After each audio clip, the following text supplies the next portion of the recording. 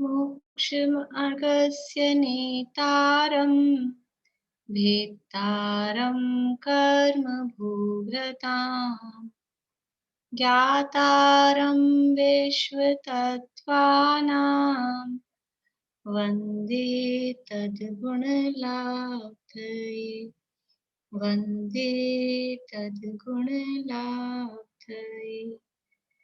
मोक्षमार्ग के नेता एवं कर्म पर्वतों के भेदक और विश्व के सब तत्वों के ज्ञायक चेतन संवेदक सद्गुण आप समान प्राप्त हो यही भावना भाकर देव विनय पूर्वक करूं वंदना बारंबार जिनेश्वर देव बारंबार जिनेश्वर देव।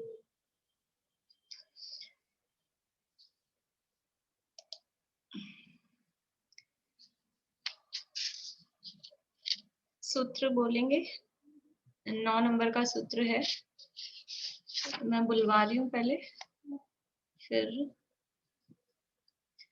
सुधा जी आप स्टार्ट करिएगा, सुधा जी के बाद विनीता जी। निर्वर्तना निक्षेप संयोग निसर्गा द्विचतुर्द्वित्रिभेदः परम। निर्वर्तना निष्पेक्ष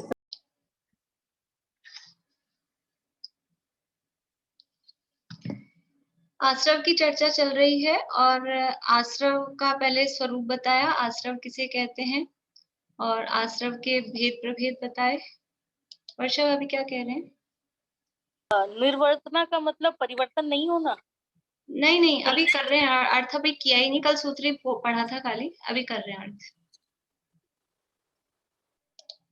तो सबसे पहले आश्रव का स्वरूप बताया, फिर आश्रव के भेद परिणामों के आधार पर जो कर्म आते हैं शुभ अथवा अशुभ, तो शुभाश्रव और अशुभाश्रव।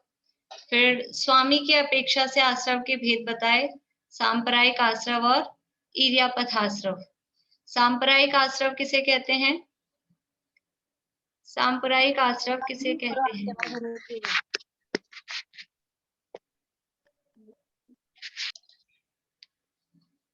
बोलिए रेणु जी लुहाड़िया। कषाय सहित जो आश्रव होता है वो सांप्रदायिक आश्रव। हाँ, कषाय सहित होने वाला आश्रव सांप्रदायिक आश्रव कहलाता है। और ईर्यापथ आश्रव किसे कहते हैं? रजनी जी बोलिए।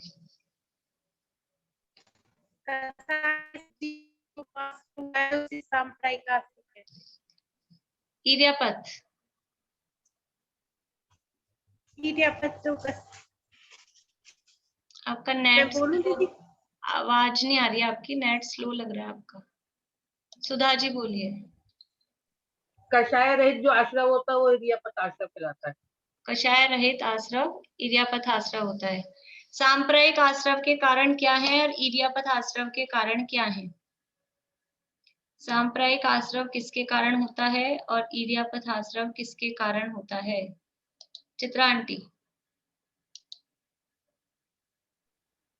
सांप्रदायिक आश्रव तो इंद्रिय 5 इंद्रिय, कषाय 4 और 5 अव्रत और 25 क्रियाएं, ये तो सांप्रदायिक आश्रव के भेद है।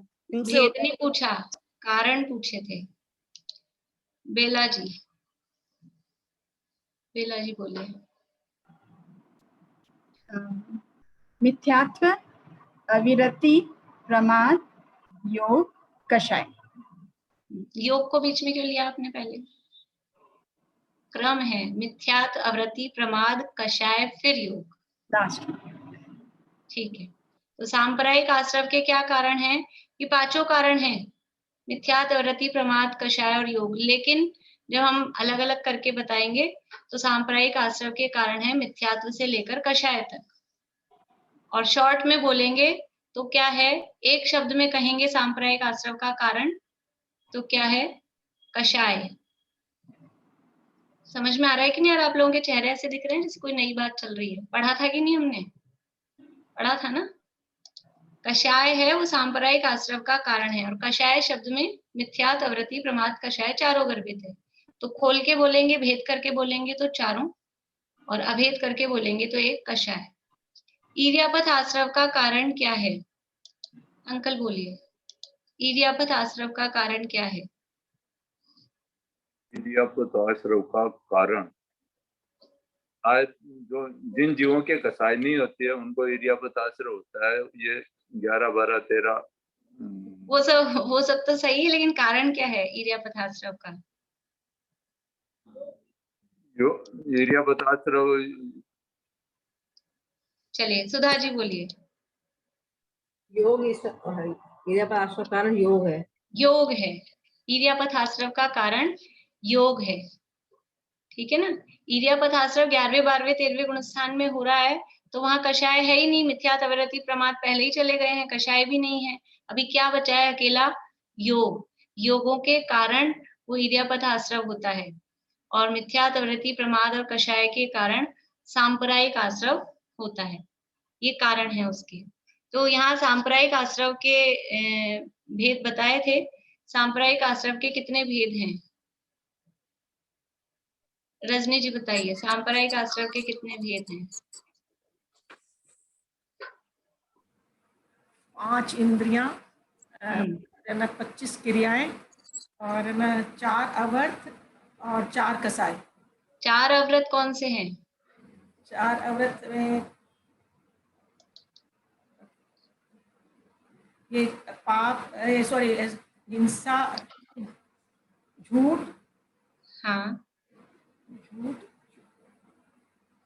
हिंसा और परिग्रह।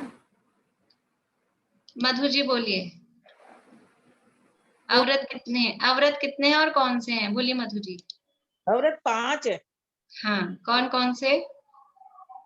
हिंसा, झूठ, चोरी, कुशील और परिग्रह। बढ़िया। रजनी जी, आप शाम को क्लास में आना है, आपको आने वाले हैं या नहीं आप? हाँ, अवरत 4 नहीं होते, अवरत 5 होते हैं। हिंसा, झूठ, चोरी, कुशील, परिग्रह, जिन्हें हम पाप कहते हैं। शाम को जो क्लास चलेगी सैटरडे इवनिंग 7:30 बजे से, वो जितने भी नए लोग हैं उनको तो आना ही आना है।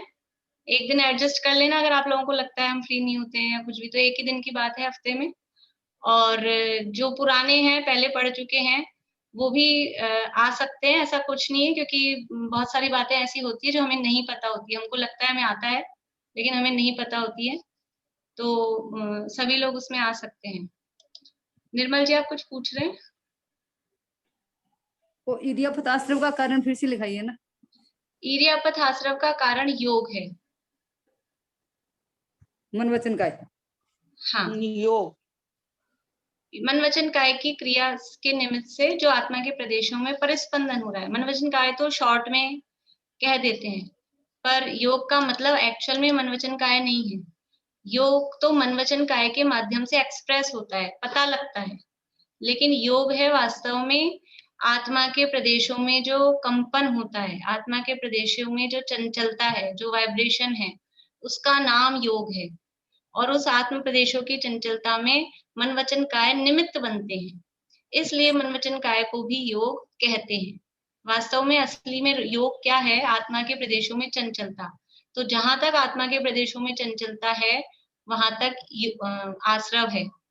और 11वें, 12वें, 13वें गुणस्थान में अकेली वो चंचलता बच रही है मन वचन काय के निमित्त से। बाकी मिथ्यात, अवरति, प्रमाद, कषाय कुछ भी नहीं है, इसलिए वहां अकेला ईर्यापथ आश्रव कहा गया है। चलिए, अब अपने को यहाँ बात करनी है, आश्रव के अधिकरण कहे थे 2 प्रकार के, एक जीवाधिकरण और एक अजीवाधिकरण। तो जीवाधिकरण 108 प्रकार के, यानी 108 प्रकार से जीवाश्रव उसको नाम दिया था। अधिकरण की अपेक्षा से आश्रव के भेद कितने हैं? अधिकरण की अपेक्षा से आश्रव कितने प्रकार का है? बोलिए पारुल। 2 प्रकार का है, कौन कौन सा? जीव अधिकरण और आजीव अधिकरण। हाँ, तो आश्रव का प्रकार बताना है तो जीवाश्रव और अजीवाश्रव, ऐसा। अधिकरण के 2 प्रकार हैं, जीव और अजीव, और उसकी तरफ से आश्रव को देखेंगे तो आश्रव भी 2 प्रकार के हो जाएंगे, जीवाश्रव और अजीवाश्रव। इसके दूसरे नाम दें तो क्या दे सकते हैं शीला भाभी? जीवाश्रव और अजीवाश्रव को दूसरा नाम क्या दे सकते हैं? भावाश्रव और द्रव्याश्रव। बहुत बढ़िया, भावाश्रव और द्रव्याश्रव। तो जो भावाश्रव कहें या जीवाधिकरण कहें या जीवाश्रव कहें, उसकी चर्चा अपन ने कर ली थी कि जीव के भावों के आधार पर 108 प्रकार से या कहें 432 प्रकार से, और इसमें और हम यानी इनके भेद करते जाए ना, तो जीव के परिणाम ऐसे कषाय वाले परिणाम बढ़ाते जाए बढ़ाते जाए बढ़ाते जाए। तो लोकाकाश के जितने प्रदेश हैं, कितने प्रदेश हैं लोकाकाश के? कितने प्रदेश हैं लोकाकाश के? बोलिए सुधा जी। असंख्यात। हाँ, तो इनके प्रभेद बढ़ाते जाएंगे तो लोकाकाश के प्रदेश जितने असंख्यात भेद, ये जीव, और इतने नहीं, असंख्यात लोक प्रमाण, ये तो एक लोक के प्रदेश जितने हुए, ऐसे असंख्यात लोक हों, लोकाकाश के जितने असंख्यात प्रदेश हैं उसको असंख्यात से मल्टीप्लाई करो, इतने प्रकार के परिणाम ये जीवों के हो सकते हैं कषायों के अनुसार। बोलिए बेला जी। मैंने ये बना ली। अच्छा, बहुत बढ़िया, बहुत अच्छा। 108 3 लाइन बना के 36 36 36। बहुत बढ़िया, एक मिनट रुकिए, मैं आपको स्पॉटलाइट करती हूँ। बहुत अच्छा, बहुत बढ़िया। देखिए ये जिन्होंने भी बनाया है बहुत अच्छी बात है, और हमको ऐसा लगता है इसको लिखने से क्या प्रयोजन है? प्रयोजन कुछ भी नहीं है, लेकिन यदि हम ये नहीं लिखते तो क्या करते? लिखने में 15 मिनट लगे, आधा घंटा लगा, 1 घंटा लगा, उस 15 मिनट, आधा घंटा, 1 घंटा में हम क्या करते? जो भी कुछ गॉसिप करते, जो इधर उधर बातें या टीवी देखना या और कुछ, जो भी शुभ भाव तो नहीं कर रहे होते, पुण्य तो नहीं कर रहे होते, पाप में ही लगे होते। तो यदि हमने अपना टाइम खींच के कहीं से और इसमें लगा लिया तो नुकसान तो कुछ भी नहीं हुआ। हमको हर बात में ऐसा लगता है इसका क्या प्रयोजन है, ये क्यों लिखवा दिया, लेकिन हम अशुभ से बच जाते हैं।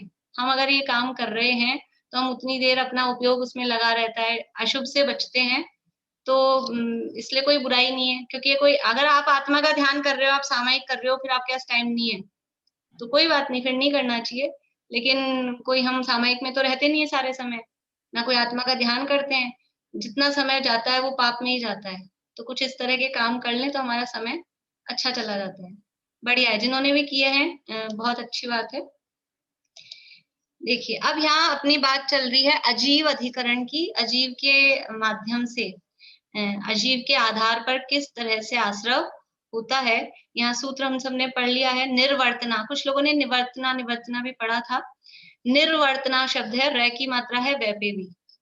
निर्वर्तना, निक्षेप, संयोग और निसर्ग, 4 चीजें हैं, और 4 चीज कितने कितने प्रकार की हैं तो आगे संख्या दी है, द्वि, यानी निर्वर्तना 2 प्रकार की, निक्षेप चतु 4 प्रकार के, संयोग द्वि 2 प्रकार के, और निसर्ग वो 3 प्रकार के। ये इनके भेद हैं। परम, परम यानी जो दूसरा वाला अजीवाधिकरण है उसके ये 11 भेद हो जाते हैं।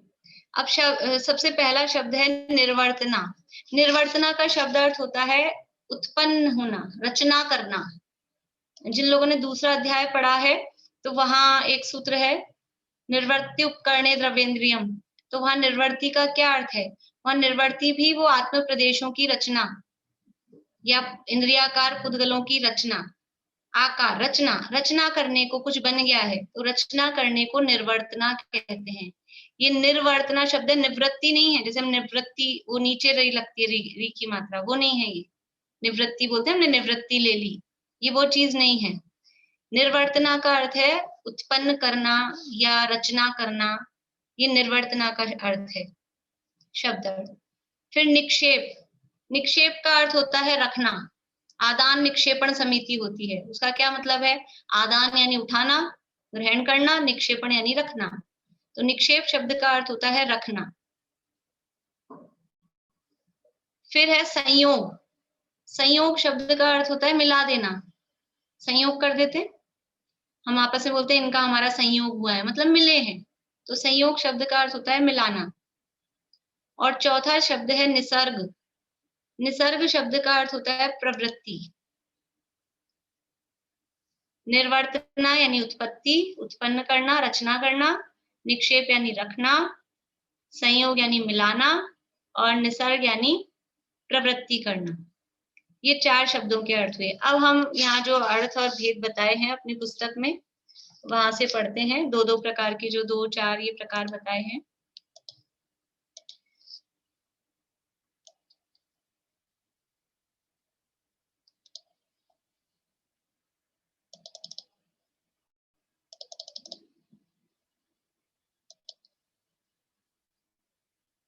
देखिए,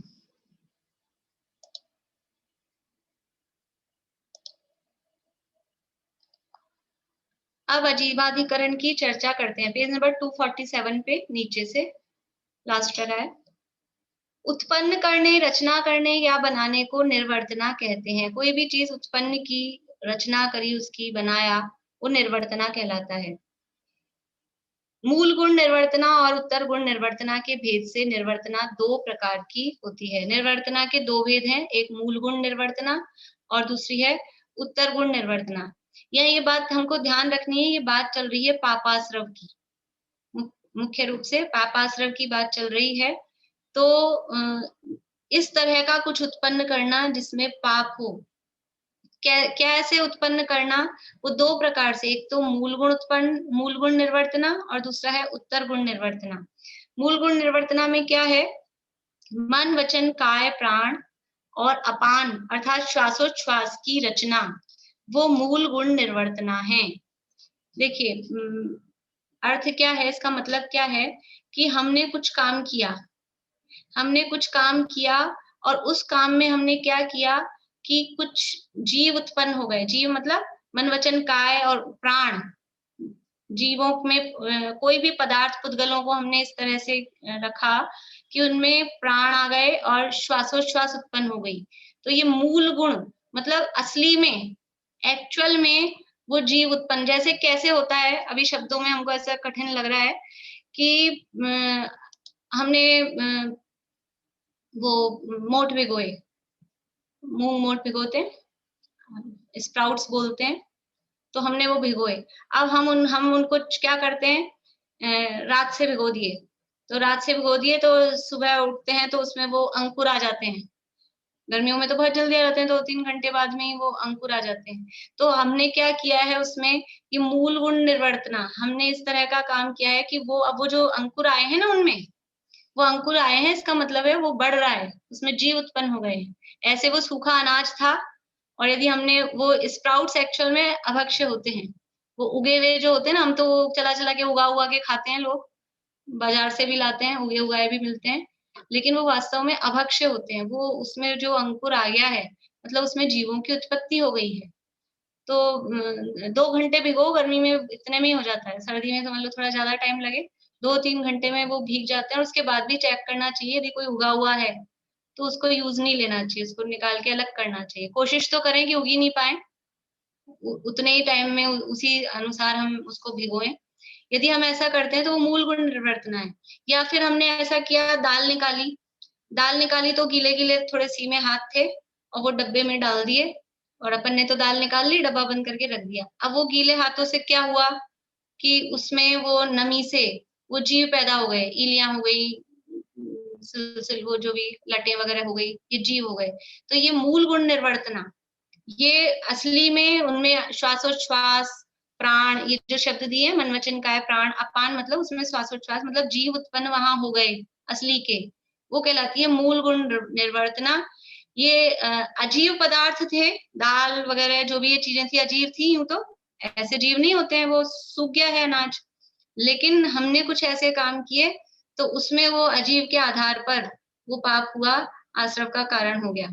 ये अजीवाधिकरण समझ में आ रहा है। अब कितने काम कैसे कैसे, बहुत सारे, अब एक आप घर गृहस्थी में आप दो, कहीं भी नमी छोड़ते हैं हम, गीलापन जहां भी छोड़ते हैं, कुछ भी चीजें हो, बर्तन होते हैं गीले के गीले, एक के अंदर एक गिलास घुसा के रख दिए, जहां भी गीलापन हुआ, गीले गीले कपड़े अगर रख लिए हैं, जहां भी नमी है इस तरह से, या पसीनों वाले कपड़े हैं, उनमें जीव उत्पन्न हो जाते हैं। तो ये जो भी काम इस तरह के हैं, या बहुत इस तरह से साफ सफाई नहीं की है, धूल मिट्टी बहुत इकट्ठी हो गई है, फिर अब उसमें जीव हो गए हैं, जो भी काम है, ये सब ये मूल गुण निर्वर्तना वाले हैं, कि जहां जहां ऐसे जीव उत्पन्न हो जाते हैं हमारी असावधानी से, वो मूल गुण निर्वर्तना है।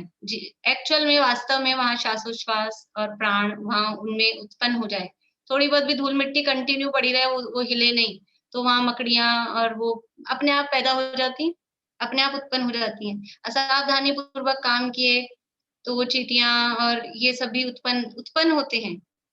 कहीं से चल के आ रहे हैं वो तो एक अलग मैटर है, वो अलग होता है, वास्तव में वो वही उत्पन्न हो जाते हैं। मक्खी मच्छर जितने भी विकलेंद्रिय जीव हैं, विकलतर जीव हैं, 2 इंद्रिय 3 इंद्रिय 4 इंद्रिय, अपने आप उत्पन्न होते हैं। पेड़ पौधे भी 1 इंद्रिय जीव भी उत्पन्न हो जाते हैं, जहाँ थोड़े मिट्टी इकट्ठी हुई, पानी मिला, बारिश के दिनों में कहाँ उत्पन्न हो जाते हैं पेड़ पौधे, थोड़ी थोड़ी घास जैसी पत्तियां वो उत्पन्न हो जाती हैं।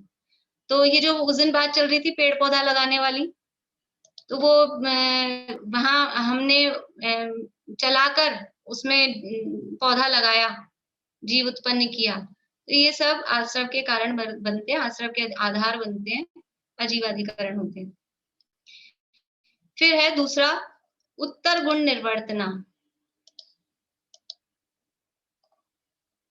उत्तर गुण निर्वर्तना, कास्ट आदि पर चित्रादि बनाना, पुस्तकें लिखना, ये उत्तर गुण निर्वर्तना है। वहां तो क्या हो रहा था, एक्चुअल में जीव उत्पन्न हो रहे थे, अभी एक्चुअल में जीव उत्पन्न नहीं हो रहे, लेकिन लकड़ी पर, कागज पर, कपड़े पर हमने वो जीवों के आकार बनाए हैं, ये चित्र आदि बनाए। तो ये जो चित्र बनाए हैं, फिगर वाली जो भी चीजें हैं, हम खुद अपने हाथ से बनाते हैं, ड्राइंग कर रहे हैं, तो ड्राइंग करते हैं तो क्या होता है, वो बनानी है, बतख बनानी है, शेर बनाना है, तो आधार बन गया, फिर क्या करते हैं, फिर मिटान देते हैं, फिर बनाते हैं। अभी कुछ चीजें ऐसी होती है, प्रश्न आएंगे भी आप लोगों के, फिर क्या करें, बच्चों को नहीं सिखाए, नहीं बनाए, लेकिन पता तो रहे ना हमें। तो अभी बचपन में बच्चों को बनाना पड़ता है, सिखाना पड़ता है, वो एक अलग बात है। अब जबरदस्ती बैठे बैठे, बहुत लोगों की आदत होती है, ऐसे गोला बनाएंगे, फिर गोला बनाएंगे, आदमी जैसा बना देंगे, कुछ वो जिनको आता है, प्रैक्टिस होती है, वो 2 लिखते हैं और उससे वो डक बना देते हैं, तो बिना बात ही बैठे बैठे बना रहे हैं। फिर वो बनाया है, फिर उसको ऐसे 2 टुकड़े करके फाड़ देते हैं, वो चित्र है, वो चित्र किसी जीव का बनाया, मनुष्य का, तिर्यंच का चित्र बनाया, फिर उसको मिटाना, उसको फाड़ना, उसमें दोष है। अब प्रयोजन विशेष से हम कर रहे हैं, स्कूल जाना पड़ता है, वो पराधीनता है, वो एक अलग बात है, या कोई समझ लीजिए कलाओं में निपुण करना है बच्चों को, तो ड्राइंग वगैरह सिखा रहे हैं, वो एक अलग बात है। लेकिन बिना प्रयोजन, बिना बात, अगर हमारा चलता है, हम बड़े हो गए और अब हमारा चलता है कि हम ये ड्राइंग पेंटिंग नहीं करें, तो छोड़ देना चाहिए, नहीं करना चाहिए। ज्योति मैं कह रही थी, अजीब का जैसे अपने बनाते हैं, जैसे टेबल कुर्सी, ये सब स्टिल लाइफ, वो सब भी बनाने में वो है आश्रव। मतलब समझी नहीं, अजीब का क्या बनाते हैं? आपने बोला ना कि हम मनुष्य का चित्र या जानवर का चित्र बनाते हैं, जैसे अजीब का बना, जैसे कुर्सी, टेबल कुर्सी का चित्र। अच्छा, हाँ वैसे नहीं, यहाँ अभी मुख्य रूप से बात चल रही है ऐसा जीवों के आकार बनाकर। तो और पेड़, जो नॉर्मली पेड़ पौधे और पेड़ पौधा तो जीव हो गए ना, पेड़ पौधा तो जीव हो गए, वही तो मैं पूछ रही हूँ, तो वो सब भी नहीं बनाना चाहिए?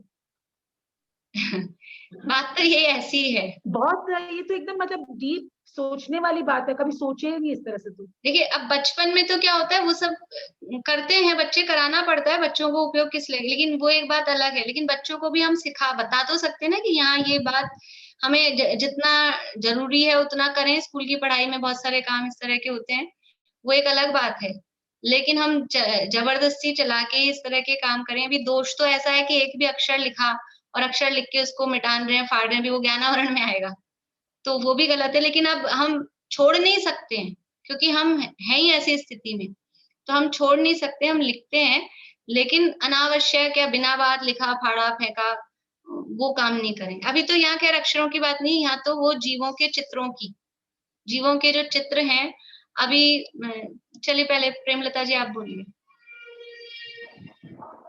ये आजकल मोबाइल पे जैसे भगवान की फोटो आती है, अभिषेक शांति धारा आती है, तो अब वो डिलीट भी करना पड़ता है, फिर तो वो करना चाहिए, क्या करना चाहिए इसके लिए?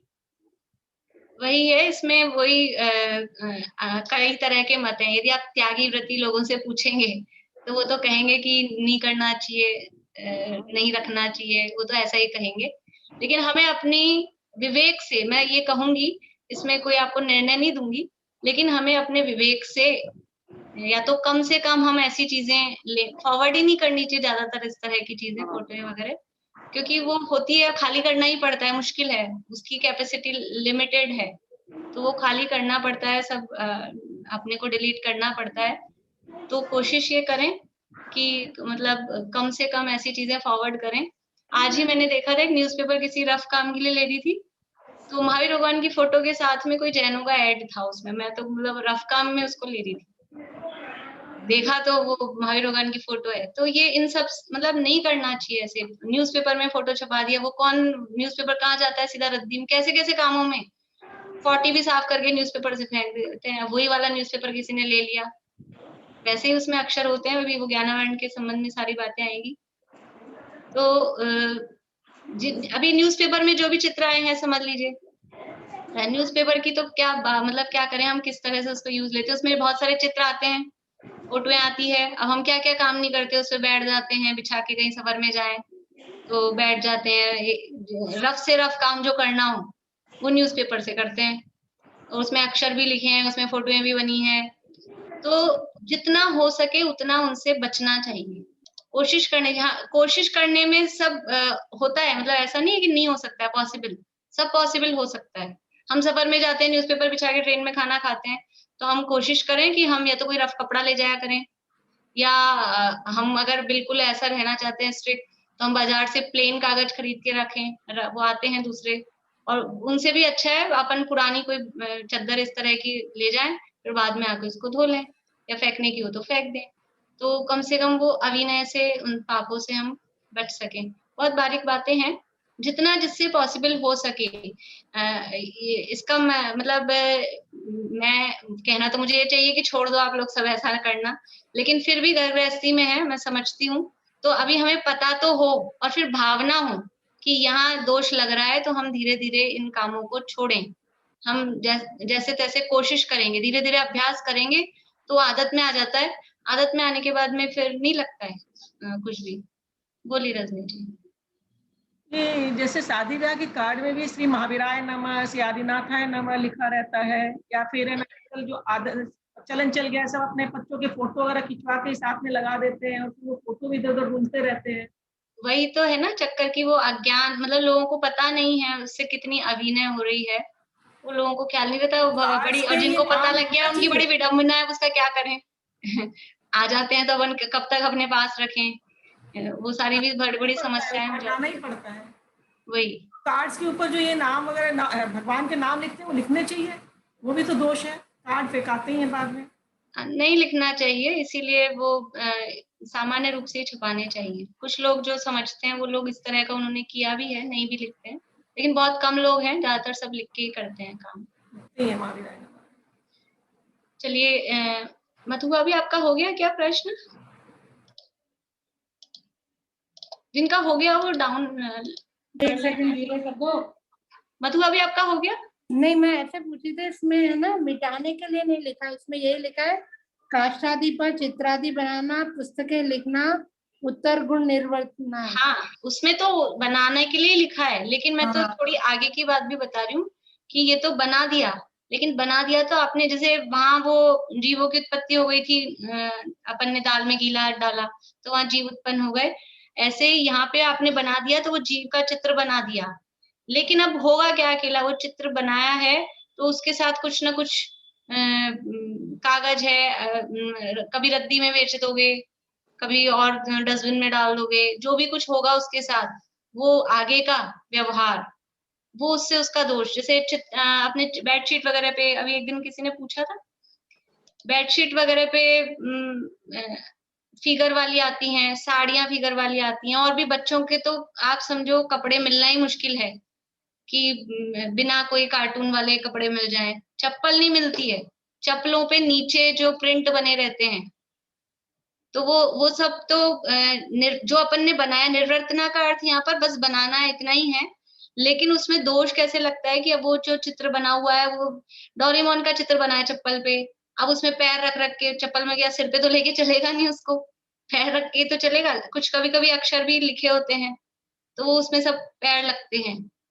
इसी तरह जो ओढ़ने बिछाने की चादरें हैं, कपड़े हैं, ये सब ये जो फिगर वाली हैं उसमें बराबर उतना ही दोष लगता है, उसको धोने में फिर वो फट जाएगी, उसको रगड़ेंगे, वो सारे काम होंगे। तो ये सब इसके अंतर्गत आते हैं।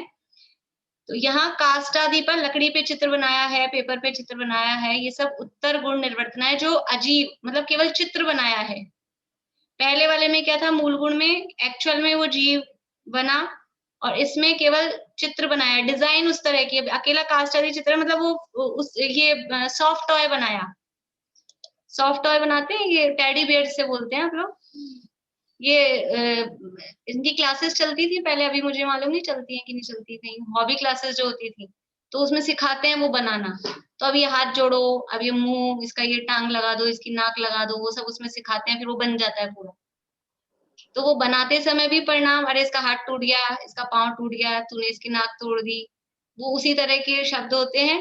और वो जो बना दिया आपने, ये उत्तर गुण निर्वर्तना है, वो बना के रख लिया, तो वो एक जीव की आकृति बना के रख ली, उत्तर गुण निर्वर्तना है।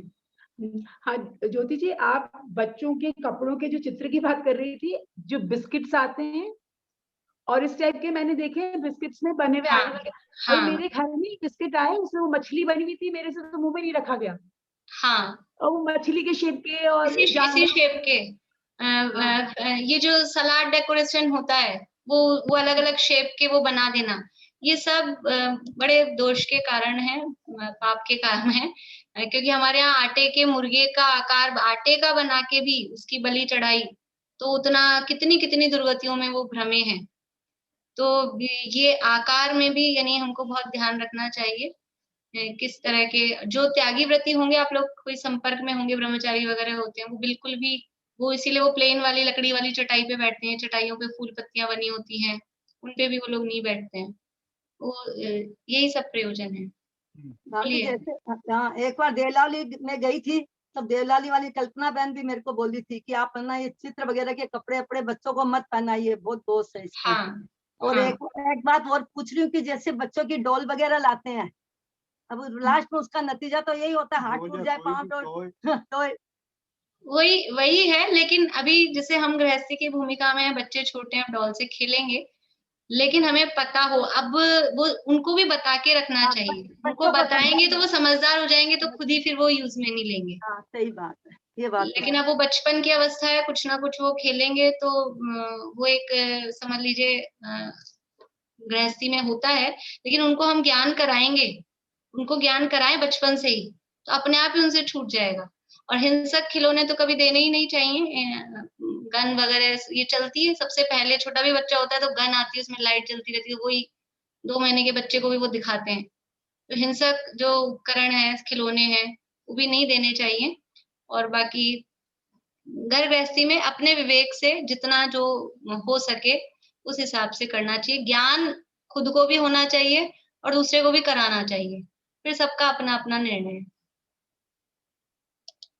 तो ये हो गई निर्वर्तना। निर्वर्तना मतलब उत्पन्न करना, रचना करना।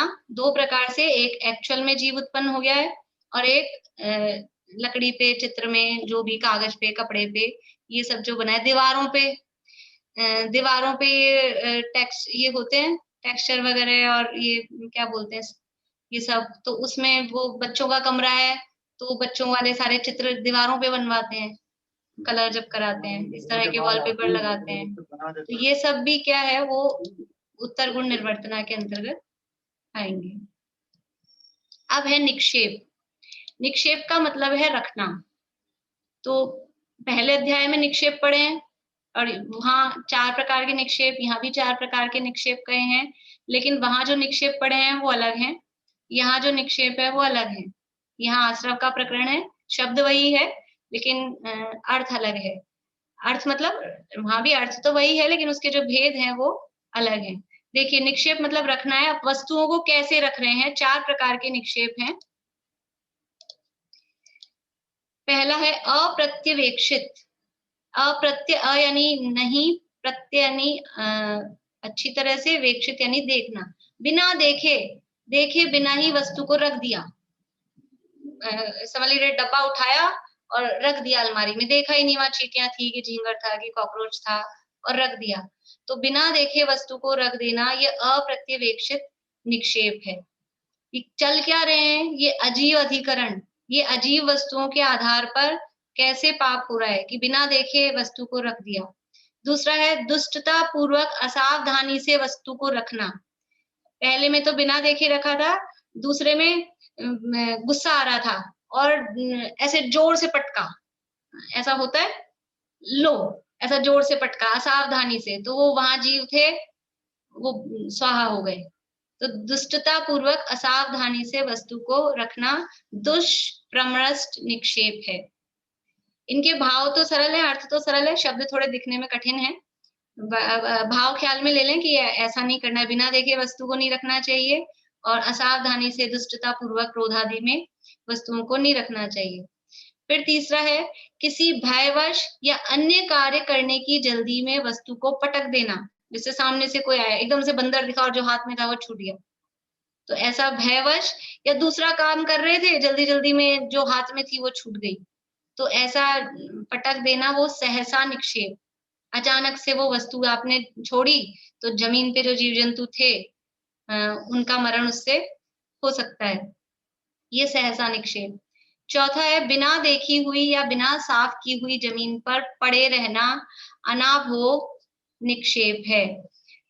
यानी बिना देखी और बिना साफ की हुई, बिना यानी जमीन पे जीव जंतु थे, वहां आप बैठ गए, वहां आप लेट गए, आपको ध्यान ही नहीं था, तो इस तरह के काम करना वो अनाभोग। इसका दूसरा अर्थ अन्य ग्रंथों में दिया है, उसका ऐसा अर्थ है अनाभोग निक्षेप का कि जो वस्तु जहां, मतलब जिस वस्तु की जो जगह होती है, हमारे घरों में हर वस्तु की एक जगह होती है, चक्कू कहाँ रखना है, लाइटर कहाँ रखना है, चीनी का डब्बा कहाँ रखना है, ये सब किचन में सेट होते हैं और दूसरे कमरों में भी हर चीज सेट होती है, कपड़े कहाँ रखने हैं, जो भी चीजें हैं हर चीज। तो इसका दूसरा अर्थ क्या है कि जो वस्तु जहां रखनी चाहिए वहां नहीं रखी। अब जहां वो चक्कू रखने की जगह है वहां आपने नहीं रखा, दूसरी जगह रख दिया, अब दूसरा आदमी आएगा वो चक्कू ढूंढता रहेगा, तो उसको जो परेशानी हुई उसमें कारण कौन बन गया। या आप कभी कभी अपन खुद ही और कहीं रख दी, दूसरा नहीं भी हो, अपन अकेले ही हम तो हमारे घर में मान लो आप कहो तो हम कहीं भी रखें, लेकिन खुद ही भूल जाते हैं। एक प्रॉपर प्लेस होती है, जैसे समझ लीजिए मेरे घर में बुक्स हैं, तो जो बुक मैं जहां रखती हूँ यदि उसकी जगह बदल दूं फिर मैं खुद ही भूल जाती हूँ कि अब वो किताब कहाँ मिलेगी मुझे। तो वो एक निश्चित जगह हमारे माइंड में सेट हो जाती है, जो चीजें जहां जैसी रखते हैं। समझ लीजिए जो नहीं रखता है तो परेशान होता रहता है, फिर वो ढूंढते रहता है, 1 घंटा ढूंढने में लगाता है। इससे अच्छा अपनी वस्तुओं को व्यवस्थित रखें। इससे समझ लीजिए लाइफस्टाइल भी सिखा रहे हैं कि अपनी वस्तुएं व्यवस्थित रखें और जो वस्तु जहां रखनी है वो वहीं रखें, जिसकी जो स्थान है वो वहीं रखें। अगर ऐसा कुछ करते हैं अलग, अपनी जगह पे नहीं रखते हैं, तो वो कहलाता है अनाभोग निक्षेप। आपने कहीं की चीज कहीं रख दी, वो कहलाता है अनाभोग निक्षेप। इसके बाद यहाँ कह रहे हैं निक्षेपों की चर्चा पहले भी आई है, तो मैंने आपको बताया वो निक्षेप अलग है, पहले अध्याय में आए हैं, और ये निक्षेप सामान रखने रूप हैं, ये आश्रव भाव रूप हैं, और वो प्रमाण और नयों के साथ जानने के उपाय के रूप में आए हैं। अब है संयोग। संयोग किसे कहते हैं? अनेक वस्तुओं के मिलाने को संयोग कहते हैं। 2 या 2 से अधिक चीज मिला दी तो उसको कहते हैं संयोग। उसके 2 भेद हैं, एक है उपकरण संयोग और दूसरा है भक्तपान संयोग। उपकरण मतलब वस्तुएं, जो चीजें हमारी हैं वो उपकरण कहलाती हैं, और भक्तपान, भक्त का मतलब होता है भोजन, पान यानी पीने की चीजें, तो भोजन पानी को मिलाना। ये 2 प्रकार के इसके भेद हैं। पहला है उपकरण संयोग, शीत उष्ण या शुद्ध अशुद्ध उपकरणों का मिला देना, ये उपकरण संयोग है। शीत उष्ण यानी कोई वस्तुएं, जैसे समझ लीजिए ये कुछ कपड़े अपने धूप में सुखाए हैं तो वो गर्म हो रहे हैं, और अंदर कमरे में अलमारी में, कमरे में एसी चल रहा है, वो अलमारी के कपड़े एकदम ठंडे हो रहे हैं। अब बाहर से धूप से कपड़े लाए और यहाँ लाके रख दिए उनमें, तो वो ठंडे गर्म इस तरह से ये उपकरण वस्तुओं को ऐसा मिला देना। या शुद्ध अशुद्ध उपकरणों को मिला देना कि धुले हुए कपड़े रखे थे, उनमें ये जो भी पहन रखे थे वो खोल के वहां धुले हुए कपड़ों में मिला दिए, तो वो तो शुद्ध थे, ये अशुद्ध थे, इनको मिला दिया। या बर्तनों में इस तरह से अच्छे साफ मंजे हुए बर्तनों में जुड़ा बर्तन कोई डाल दिया, तो ये इस तरह के काम यदि करते हैं, और भी बहुत सारी चीजें समझ लीजिए जो भी कुछ इस तरह की हैं, जहाँ शुद्धता है और जो कुछ अशुद्धता है उन दोनों को आपस में मिला देना। उपकरण मतलब यहाँ वस्तुओं से संबंधित है, सामान को इस तरह से मिला देना, तो वो उपकरण संयोग कहलाता है। फिर है भक्तपान संयोग, सचित अचित खान पान को मिला देना भक्तपान संयोग है। सचित और अचित, सचित कहलाता है देखिए जो भी भोजन होते हैं, जैसे पानी है, जल, उस पानी को हम छान के काम में लेते हैं, तो पानी को छान लिया, छानने के बाद में भी अभी छाना है ना, तो छानने में केवल उसमें से त्रस जीव निकले हैं, पर अभी जो जल कायिक है वो उसमें रहता है। फिर उस पानी को उबाल लेते हैं, तो अब उसमें से जल कायिक भी निकल गया, तो उबला हुआ पानी कहलाता है अचित, और केवल छना हुआ है, उबला हुआ नहीं है, और अनछना तो वो तो है ही सचित, अनछने की तो बात ही नहीं है, लेकिन छना हुआ भी है लेकिन अभी उबाला नहीं है, तो वो पानी कहलाता है सचित। तो ये पानी की बात हुई। इसी तरह भोजन में भी हर चीज में सचित और अचित, जैसे फल फ्रूट्स वगैरह हैं, तो अगर साबुत आपने आम मुंह से चूस लिया तो वो कहलाएगा सचित, साबुत एप्पल मुंह से खाई तो वो कहलाएगी सचित, और यदि हम उसको पीस करके खा रहे हैं तो वो हो जाती है अचित। अलग अलग वस्तुओं को सचित अचित करने के तरीके अलग अलग हैं। कुछ पदार्थ गर्म करके होते हैं, कुछ के पीस करके, जैसे आप लोगों ने कभी ध्यान दिया हो, कुछ लोग रोटी को सबसे पहले 2 पीस कर लेते हैं, थाली में रोटी परोसी है पूरी साबुत, तो उसको 2 पीस करते हैं। तो 2 पीस क्यों करते हैं कि वो 2 पीस करने से अचित, प्रीति सुमत प्रकाश जी को कराया भोजन, सुमत प्रकाश जी को कराते हैं तो देखते हैं उनको 4 पीस 4 टुकड़े करते हैं। उससे क्या होता है कि यदि बीच में कोई बाल वगैरह है तो वो भी दिखाई दे जाए, और पूरे साबुत खाने में वो सचित का दोष इस तरह से रहता है। तो अलग अलग भोजन सामग्री को अलग अलग तरह से अचित किया जाता है, अचित नहीं होती है तब तक वो सचित रहती है। कुछ पदार्थ गर्म करने से, फल फ्रूट वगैरह भी वो गर्म करने से अचित हो जाते हैं। तो एक प्रतिमा है 11 प्रतिमाओं में सचित त्याग प्रतिमा, तो जो ये 5वीं प्रतिमा है, तो वो ये जो प्रतिमाधारी होते हैं वो कोई भी कच्ची चीजें, कच्ची वस्तुएं काम में नहीं लेंगे, उनको गर्म करके देंगे, हर चीज को भी बोलते हैं अचित करके दिया है ऐसा। तो ऐसी कोई सचित और अचित चीजें थी, एक उबला पानी था, एक कच्चा पानी था, ठंडा पानी, उन दोनों को मिला दिया ऐसा। जैसे हमने दाल बनाई या फिर कुकर खोल के देखा तो वो गाढ़ी है, तो फिर क्या किया, ठंडा पानी लिया और उसमें डाल दिया, तो वो ऐसा ये ठंडा गरम मिला दिया। इसमें ये दोष है। ये क्या है, ये संयोग है, ऐसा ठंडे गरम का भी, सचित अचित का भी। इसी तरह से और भी बहुत सारी चीजों में, अब सबको पता है क्या क्या करते हैं रसोई में, तो देख लें किसमें क्या क्या कैसे कैसे मिलाते हैं। आज के सुबह की रोटी में शाम को ताजा जो बनाई वो मिला दी, बिना मतलब जिसकी मर्यादा निकल चुकी है, ऐसी वस्तुओं में अभी जो ताजा बनाई है जिसकी मर्यादा है वो दोनों को मिला दिया, तो ये भी एक संयोग हो गया। और पुरानी कल के दूध में आज का दूध मिला दिया, तो अलग अलग इनकी मर्यादाएं अलग अलग है ना सबकी, तो ये सब कहलाते हैं, ये संयोग हैं। और ये संयोग, भक्तपान संयोग, ये सब आसरों के अधिकरण हैं। तो हमें ये सब हमारी लाइफस्टाइल बता रहे हैं, हमें काम कैसे करना चाहिए, किस तरह से हमें काम करना चाहिए। अभी तक हमें काम करना नहीं आता है, ये काम करना सिखा रहे हैं कि यदि हमारी दाल गाढ़ी हो गई है तो एक अलग से पानी हम उबालें और फिर उसमें वो मिलाएं, तब वो दोनों सेम रहेगा। हलवा बनाते हैं, आटा सेक लिया, वो इतना गर्म है और सीधा ठंडे पानी का जग उठाया और डाल दिया उसमें, तो ये सब ऐसा सचित अचित संयोग उसमें होता है।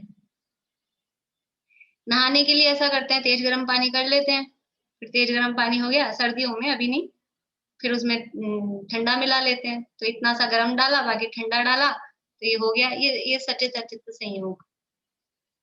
बोलिए रेणु। अभी गरम गरम गुलाब जामुन में आइसक्रीम मिला के खाते हैं लोग। तो वो भी गलती हो गया इस हिसाब से। चलिए ये निसर्ग और मैं पढ़ देती हूँ, टाइम अपना हो गया है। बोलिए भारती आंटी। ठंडा ठंडा गर्म पानी फिर आप कैसे करोगे नहाने लायक? देखिए उसके दो ऑप्शन है, या तो रॉड से करें। गीजर तो यूज लेने लायक ही नहीं होता है। गीजर में अनछना पानी गर्म हो जाता है, उसमें भयंकर हिंसा है। गीजर मतलब कसाई खाना होता है, क्योंकि वो अनछने पानी की एक बूंद में 36,450 तो वैज्ञानिक बताते हैं, हमारे यहाँ संख्यात जीव है। और वो इतना बड़ा गीजर, और वो पूरा पानी उबलता है अनछनाई, तो सारे जीव मर जाते हैं। तो गीजर तो काम में लेने लायक है ही नहीं। हम पानी छान के बाल्टी में भर लें, तो या तो रॉड से गर्म करें, तो उतना ही गर्म करें जितना हमको नहाने के लिए चाहिए। तो वो 2 मिनट, बहुत तेज सर्दी हो तो 5 मिनट भी नहीं लगते, जितना अपने को नहाने के लिए चाहिए। तो एक तो ये ऑप्शन है। और रॉड से नहीं करते हैं, गैस पे कर सकते हैं, तो थोड़ी मेहनत तो होगी, लेकिन आपको 4 बार भगोने भर के बस इतना इतना सा गुनगुना गुनगुना करके अपनी बाल्टी में डालना पड़ेगा। तो वो भी ऑप्शन हो सकता है, तो उससे बच सकते हैं। करना चाहें तो हो सकता है, बच सकते हैं। आपने ऐसी ऐसी बातें बताई ना मैं क्या करूं, जो प्रकरण चलता है ना, देखो विषयांतर होने की तो मेरी आदत है नहीं, इसलिए मैं जो प्रकरण चलता है, आज प्रकरण आया है तो हम खुल के बात कर रहे हैं, नहीं तो बीच बीच में आ जाता है कभी, तो मैं ज्यादा बात नहीं करती हूँ, क्योंकि इन बातों में जितना उलझो, विवेक रखना चाहिए, अपना विवेक। पर ज्ञान भी होना चाहिए, बिना ज्ञान के पता ही नहीं है हमको। लेकिन अज्ञानता माफ नहीं होती है, पता क्यों नहीं है हम। ये सब चरणानु योग है। चरणानु योग। बुआ बोलिए। वापस म्यूट हो गया, आप अनम्यूट करिए। हाँ आ रही आवाज? हाँ। जैसे शाम को पानी उकाल लें, अच्छा उकाल लें, हाँ वो 24 घंटे ही हो जाता है। हाँ चलो हाँ, बस यही पूछना था कि उतने बजे। पर उसमें ये ध्यान रखना है हमने कितने बजे उबाला है, तो उतने बजे से 24 घंटे की मर्यादा उसमें रहेगी। और ये ज्योति जी, सोलर सिस्टम का भी फिर गलत है क्या? उसमें भी अनछना ही गर्म होता है ना, गर्म तो अनछना ही हो रहा है। तो मतलब वो भी नहीं, उसका भी नहीं काम में लेना चाहिए भाई। अब वो अनछना गर्म हो रहा है, तो बात तो वही हो गई ना। गर्म आप छान के उसमें डाल सकते हो, तो फिर कर सकते हैं। ये ऐसे, ये जो आरओ, एक्वागार्ड, ये जो भी चीजें होती हैं, इनमें भी वो अनछना पानी पूरा प्रोसेस में जाता है, तो जीव तो सारे मर जाते हैं अनछने पानी वाले। अब फिर आप कि हम उसको छान के ला रहे हैं, आरओ को क्या, वो पहले ही सारे जीव को हिंसा तो हो गई इतनी, अब उसमें छान के क्या कर रहे हैं। तो वो सब भी वास्तव में हिंसा के साधन है। सबसे बढ़िया, इसीलिए जो हमारे शास्त्रों में बताया गया है, डॉक्टर्स भी कहते हैं, सबसे बढ़िया यही होता है, पानी को छान के उबाल लो, तो आपको जो दूसरी बीमारियों की या वो समस्याएं लगती है, वो भी नहीं रहेंगी, और आप मर्यादा भी बन जाएगी, बार बार में छानना भी नहीं पड़ेगा, अचित्त भी हो जाएगा, और आपको जो डर है कि पानी से बीमारियां होंगी, वो भी नहीं रहेंगी। और सस्ता, सुंदर, टिकाऊ, वो इतने महंगे महंगे जो आते हैं साधन, वो भी नहीं। खा लो। चलिए, शशि जी मैं तो ही बोल रही थी, इस टॉपिक को थोड़ा और लंबा लें तो। अब समय हो गया है ना, कल ले लेंगे वापस से। या आप लोगों को जो कुछ भी दिमाग चलता हो, तो अपने प्रश्न फिर रेडी रखें, क्योंकि वो प्रश्न की बात है। बाकी तो जैसे गर्म की हवा पानी है, वो तो अपन मिला सकते हैं ना। हाँ, गर्म पानी है, ठंडा हो गया, वो तो मिला सकते हैं ना। गर्म किया हुआ भी ठंडा हो गया, तभी दोनों के टेम्परेचर में फर्क है ना। अच्छा, वो एकदम गर्म उबलता हुआ है, और ये एकदम ठंडा। कभी कभी वो गर्म किया, वो ठंडा, ऐसा बिल्कुल ठंडा हो जाता है, बहुत ही मतलब अच्छा ठंडा। तो वो टेम्परेचर में फर्क है, इसलिए दोनों इक्विवेलेंट टेम्परेचर के हों, फिर दिक्कत नहीं। दीदी, छना हुआ पानी अच्छा से उबाल लिया, उसको पूरा ठंडा कर लिया, उसके बाद उसको मटके में भर के मतलब पी सकते हैं कि नहीं? पी सकते हैं। वो देखिए अपनी अपनी भूमिका के हिसाब से। बाकी जो मिट्टी में, वो मटके में भी गीलापन क्योंकि रहता है, तो हर अंतर्मूर्त में फिर उसमें जीव, लेकिन ये उबला हुआ है इसलिए ठीक है, वो कोई बात नहीं। उबाल के बहुत सारा उबाल के उबला हुआ है तो फिर ठीक है, कोई उसको ठंडा करती हूँ, रूम टेम्परेचर, फिर भरती हूँ। हाँ। और मैं बताऊं, मैं ना रॉड ही यूज करती हूँ। मैं अब जहाँ मतलब बाहर भी जा रही हूँ ना, वहां भी लेके गई हूँ। बढ़िया, ट्राई करते हैं तो हो जाता है। मतलब जैसे बच्चों को भी भर के रख दो, ये थोड़ा एफर्ट करना पड़ता है कि गर्म करके दे दो, तो वो फिर सीख जाते हैं। चलिए अभी लास्ट क्वेश्चन ले रहे हैं, फिर बाकी कल लेंगे। और भी आप लोगों के क्वेश्चन हो, जो भी कुछ बातें हो तो फिर कल लेंगे। ये तो बोलिए गर्म मधु। पानी आप कहने 24 घंटे के लिए रखते हैं ना, रात को गर्म करा और रात के लिए, तो रात का वाला पाप नहीं लगेगा उसमें? नहीं, ये रात को भर नहीं पानी करना है। चाहिए। हाँ अच्छा, आपने ध्यान हाँ दिलाया। वो तो टाइम आप कब कर रहे, इसीलिए वो मैंने उतना तो बोला था कि वो कब किया है। रात को करेंगे तो वो बात तो वो एक्चुअल में क्या होता है कि रात्रि भोजन का त्याग नहीं होता है ना सबके, तो वो सोचते हैं रात को कर लें। रात में आरंभ पानी उबाला तो वो भी उतना मतलब वो जीवों की हिंसा उसमें होगी। रात होने से पहले ही, शाम को यदि करना है तो रात होने से पहले ही पानी उबाल के रखें, और अगले दिन शाम तक जब जब भी आपने किया है 5:30 बजे 6 बजे, तब तक वो चलेगा अगले दिन। ऐसा नहीं तो फिर सुबह मॉर्निंग में ही करें। अगर अपने को रात को देर तक चलाना है तो सुबह करें और फिर वो ठंडा करें। मेहनत तो थोड़ी बहुत होती है, लेकिन फिर आदत हो जाती है। यदि हमको अंदर से रहता है तो आदत हो जाती है फिर। पानी का दूसरा ऑप्शन भी रहता है, उबाले नहीं तो 6-6 घंटे की भी मर्यादा उसकी बनती है। पानी को छान के कम गर्म किया, पूरा नहीं उबाला, तो 6 घंटे की मर्यादा रहती है। 6 घंटे चलता है। या उस पानी में कुछ डाल दिया हमने, लौंग, सौंफ, इलायची, कुछ भी, तो भी वो 6 घंटे फिर चलता है। लेकिन वो अचित नहीं होगा। जो कुछ हमने लौंग वगैरह डाली है ना, वो पानी तो सचित ही रहेगा, लेकिन उसकी मर्यादा बनी रहेगी। ठीक। अभी जो आप लोगों के हाथ फिर खड़े हो गए हैं, बोलिए निर्मल जी। उबाले हुए पानी को फिर वापस गर्म करके पीने में दोष है क्या? यानी मर्यादा चली जाएगी। अगर 24 घंटे पूरे हो गए फिर नहीं कर सकते उसको। 24 घंटे में ही काम ले लेना चाहिए, हमको बचाना नहीं चाहिए। नहीं, जैसे मैंने सुबह गर्म किया, फिर मैं ठंडा पानी नहीं पी सकती, तो उसको वापस गर्म करके तो पीना फिर पड़ेगा। कोई दोष नहीं है, फिर तो कोई दोष नहीं। वो तो अपन अपनी शारीरिक अवस्था के आधार पे कर लेते हैं, लेकिन उसी मर्यादा में, उसी के अंदर अंदर कर लें। बार बार छान के पीने में भी अचित ही रहेगा वो। बार बार छान के पीते हैं, ठीक है, वो कोई बात नहीं है। लेकिन उसमें भी मतलब वही अपने अपनी भूमिका के हिसाब से करना चाहिए। ठीक है, बार बार में भी छान के पी सकते हैं। यदि हमारा ठंडा पानी का नहीं, अचित सचित का त्याग नहीं है, तो बार बार में छान के पीते हैं। इतना त्याग नहीं है ना, हो नहीं सकता ना इतना त्याग। कल थोड़ी बात करेंगे पानी छानने की विधि एक्चुअल में क्या है, उसकी बात करेंगे। हम क्या कर रहे हैं वो बात नहीं है, लेकिन एक्चुअल में विधि क्या है वो आप लोग सर्च करेंगे तो शायद यूट्यूब पे भी मिल जाएगा, पानी छानने की विधि, तो वो भी मिल जाएगा आप लोगों को।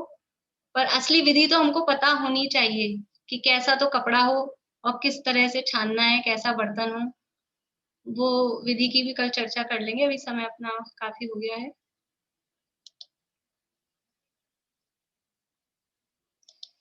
प्रीति जिनवाणी स्तुति।